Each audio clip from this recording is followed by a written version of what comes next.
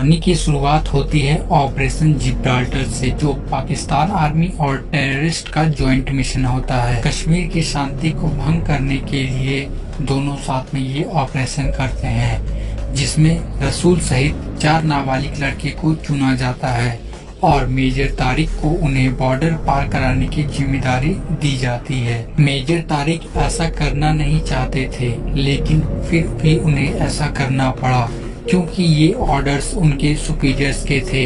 रसूल की एक बहन वैला भी रहती है। कहानी को 20 साल आगे ले जाया जाता है, जहां न्यूज में दिखा रहा होता है कि पाकिस्तान और इंडिया के बीच कंट्रोवर्सी चलती है, जिसे देख आफरीन नाम की एक पाकिस्तानी लड़की वहां पर रह रहे इंडियन आनंद मेहता की कार में आग लगा देती है। आनंद मेहता उससे कहते हैं, तुम मुझे सॉरी बोल दो तो ये मैटर यहीं क्लोज हो जाएगा, वरना तुम्हें स्कूल से रेस्ट्रिकेट कर दिया जाएगा। आफरीन कहती है, मैं एक इंडियन को तो कभी भी सॉरी नहीं बोल सकती, और रही बात आपकी कार की, तो अगले 1 महीने में आपकी कार की कीमत आपको मिल जाएगी। और फिर वो कार के पैसे लेने पाकिस्तान अपने दादा के पास जाती है। उसके दादा कोई और नहीं बल्कि मेजर तारिक ही रहते हैं, लेकिन उनकी मौत हो चुकी होती है। तभी उसके चाचा आते हैं और कहते हैं, हमने तुम्हें 2 साल से लगातार कॉल किया, अगर तुमने एक भी बार हमसे बात किया होता तो शायद आखिरी बार तुम अपने दादा से मिल पाती। आफरीन चाचा उसे एक लेटर देते हैं और एक बॉक्स भी। उस बॉक्स में भी एक चिट्ठी रहती है। दादाजी अपनी चिट्ठी में लिखते हैं, मेरी मौत का कारण तुम खुद को मत समझना, तुम्हें अफसोस करने की कोई भी जरूरत नहीं है, पर तुम्हें मेरा एक काम करना होगा। मैंने अपने एक इंडियन फौजी दोस्त से एक वादा किया था जो पूरा नहीं कर पाया। मैं चाहता हूँ कि वो वादा पूरा तुम करो।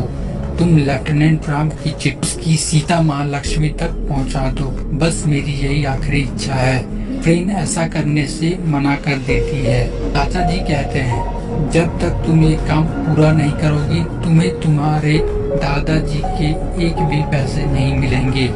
जिसके बाद वो सीता की खोज में इंडिया निकल पड़ती है।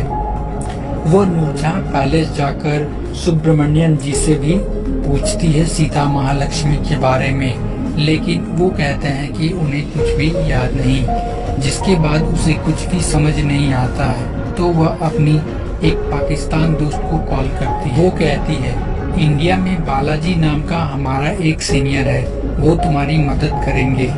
मैं उन्हें बोल देता हूँ। अगले दिन बालाजी आफरीन के पास आते हैं और फिर दोनों मिलकर सीता को खोजने की कोशिश करते हैं। बहुत ढूंढने पर भी सीता नहीं मिल पाती है और फिर आफरीन समझ जाती है कि अगर सीता ना मिले तो कोई बात नहीं, राम का पता लगाते हैं।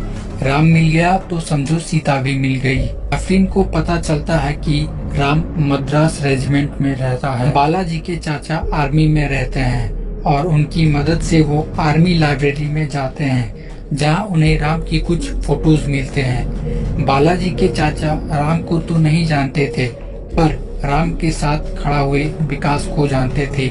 आफरीन उनसे विकास का एड्रेस लेकर उनके पास जाती है। विकास उसे 1964 की कहानी सुनाता है। श्रीनगर में बर्फबारी के कारण 6 दिनों से हमारे पास खाना नहीं था। लेफ्टिनेंट राम को बर्फ के बीच कुछ लोग दिखे। मेजर विष्णु को उसने इन्फॉर्म किया। विष्णु सर ने उसे फायर करने का ऑर्डर दिया। विष्णु सर के ऑर्डर के बाद भी राम उन लोगों के बजाय गलत फायर करता है। वो सिविलियंस रहते हैं, वो आर्मी के लिए खाना लाते हैं। अंसारी बाबा, जिन्होंने रसूल से 4 लोगों को भेजा था, वो जमील के द्वारा अपने ही लोगों का पता इंडियन आर्मी को दे देते हैं, ताकि इंडियन आर्मी उन लोगों को मार सके। और ठीक वैसा ही होता है।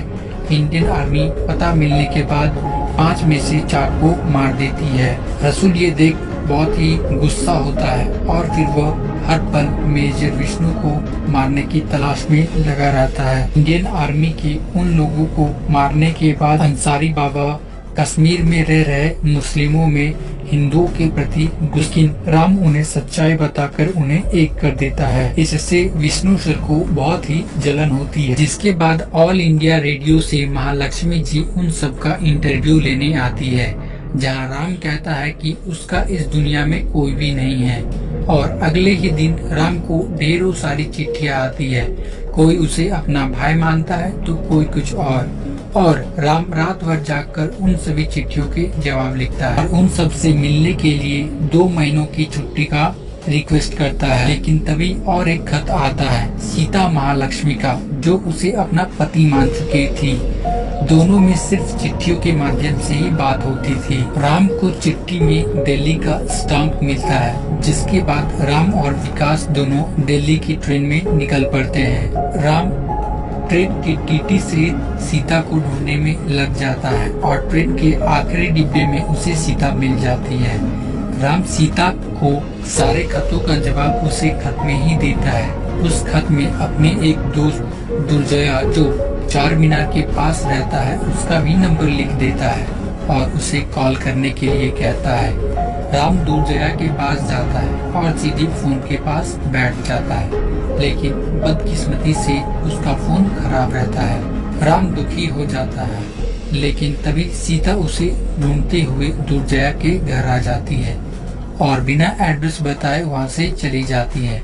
वो कहती है उसे देर हो रही है, उसे ऑस्टिन के मैजिक शो में भी जाना है। विकास आफरीन से कहता है सीता से मिलकर राम बहुत खुश हो गया, लेकिन उसके बाद वो दोबारा नहीं मिले। मैं आर्मी में वापस नहीं जा पाया।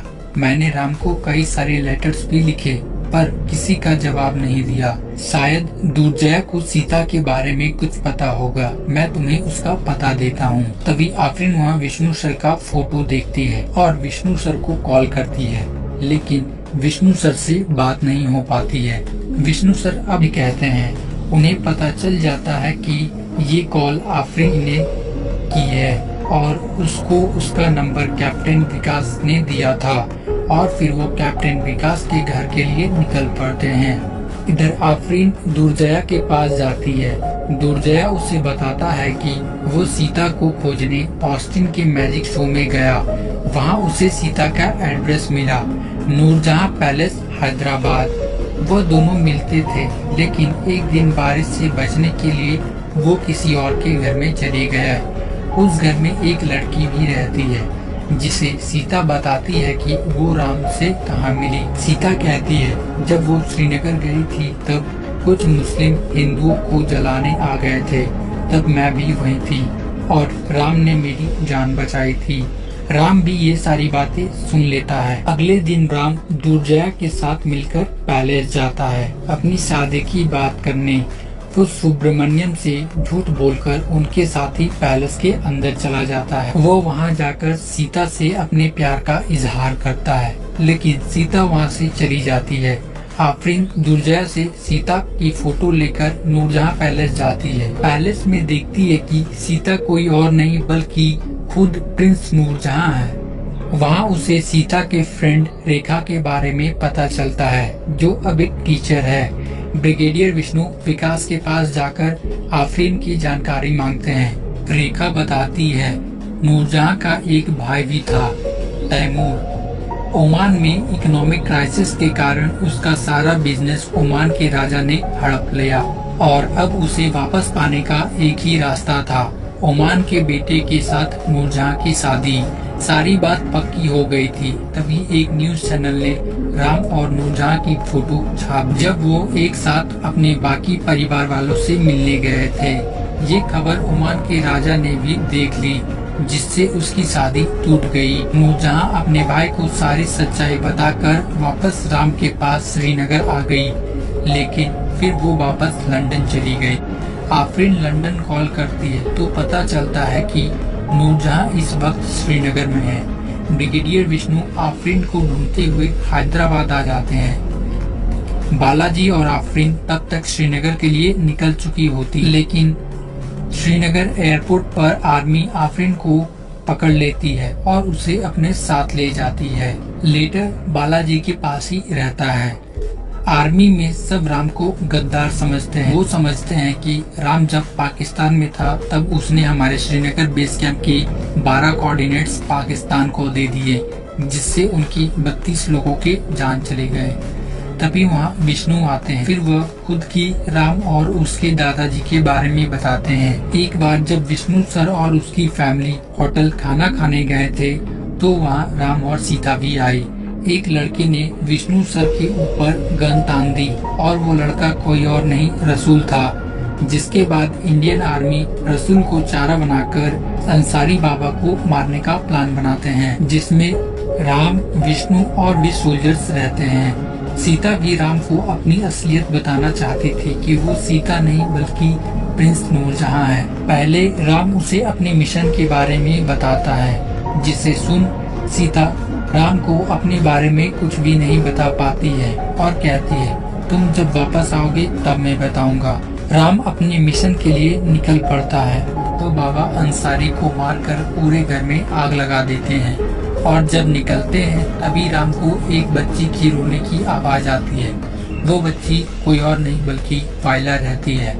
राम उस बच्ची को बचाने के चक्कर में पाकिस्तान आर्मी मेजर तारिक के हाथ लग जाता है और फिर पाकिस्तान में विष्णु और राम को पकड़ लिया जाता है, क्योंकि तब तक बाकी सोल्जर्स जा चुके थे। जिसके बाद सीता को भी पता चल जाता है कि राम पकड़ा गया। मदद के लिए वो अपने भाई के पास जाती है। तारिक के कहने पर राहुल वर्मा पाकिस्तान आते हैं और उन दोनों को छोड़ने के बदले उनका एक आदमी जो भारत में है उन्हें रिटर्न देने की बात करते हैं। तब पाकिस्तान आर्मी के जनरल हाँ कर देते हैं, लेकिन बाद में 2 के बजाय 1 को ही छोड़ने की बात करते हैं। विष्णु सेल्फिश हो जाते हैं। राम विष्णु की हालत देख उन्हें जाने के लिए कहते हैं और खुद ही वो वहाँ रुक जाता है। विष्णु आफरीन से कहता है, उस दिन राम ने जिस बच्ची को बचाया वो कोई और नहीं बल्कि तुम हो। राम का लेटर कहाँ है? मुझे दो, मैं सीता को दे दूंगा। आफरीन कहती है, लेटर तो बालाजी के पास है। बालाजी अब तक तो वो लेटर सीता को दे चुकी होंगी। तब वो दे देता है। विष्णु नहीं चाहता था कि लेटर सीता को मिले, क्योंकि वो जानता था कि राम ने लेटर में जरूर लिखा होगा कि बेस कैंप की जानकारी उसने नहीं बल्कि मैंने दी थी। राम लेटर में लिखता है कि पाकिस्तान को श्रीनगर में आर्मी बेस कैंप के कोऑर्डिनेट्स राम ने नहीं बल्कि विष्णु ने दिए थे। उस लेटर के आधार पर विष्णु पर इंक्वायरी होती है। हालांकि राम को पाकिस्तान में फांसी हो चुकी होती है। सीता ही प्रिंस नूरजहां है, ये बात राम भी जान चुका होता है और उसकी अखबार की एक कॉपी अपने खत के साथ भेजता है। आफरीन आकर सीता से माफी मांगती है, जिसके बाद राम को भारत सरकार की तरफ से सम्मान दिया जाता है। राम तो मर चुका होता है, लेकिन राम को मिले अवार्ड को लेने के लिए सीता जाती है। तो गाइस, यही थी साउथ की लेटेस्ट मूवी सीतारमण की कहानी। मुझ